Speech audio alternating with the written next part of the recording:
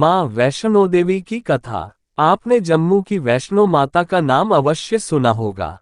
आज हम आपको इन्हीं की कहानी सुना रहे हैं, जो बरसों से जम्मू कश्मीर में सुनी व सुनाई जाती है। कटरा के करीब हंसाली ग्राम में माता के परम भक्त श्रीधर रहते थे।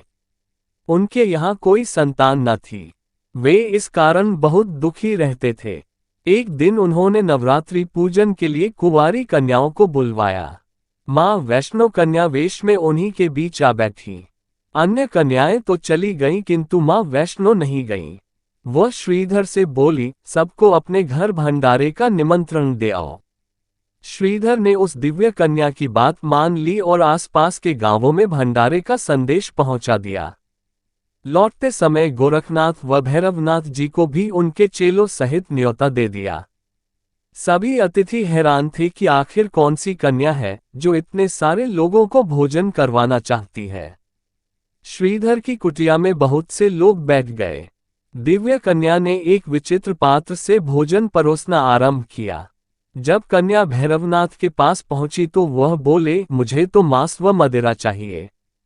ब्राह्मण के भंडारे में ये सब नहीं मिलता। कन्या ने दृढ़ स्वर में उत्तर दिया। भैरवनाथ ने जिद पकड़ ली, किंतु माता उसकी चाल भाप गई थी। वह पवन का रूप धारण कर त्रिकूट पर्वत की ओर उड़ चली। भैरव ने उनका पीछा किया। माता के साथ उनका वीर लंगूर भी था। एक गुफा में मां शक्ति ने 9 माह तक तप किया। भैरव भी उनकी खोज में वहां आ पहुंचा। एक साधु ने उससे कहा, जिसे तू साधारण नारी समझता है, वह तो महाशक्ति है। भैरव ने साधु की बात अनसुनी कर दी। माता गुफा की दूसरी ओर से मार्ग बनाकर बाहर निकल गईं। वह गुफा आज भी गर्भजून के नाम से जानी जाती है। देवी ने भैरव को लौटने की चेतावनी भी दी, किंतु वह नहीं माना।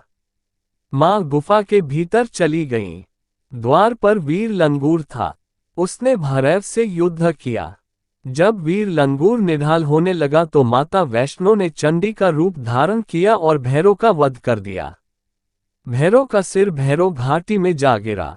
तब मां ने उसे वरदान दिया कि जो भी मेरे दर्शनों के पश्चात भैरव के दर्शन करेगा, उसकी सभी मनोकामनाएं पूरी होंगी। आज भी प्रतिवर्ष लाखों श्रद्धालु माता वैष्णो के दर्शन करने आते हैं।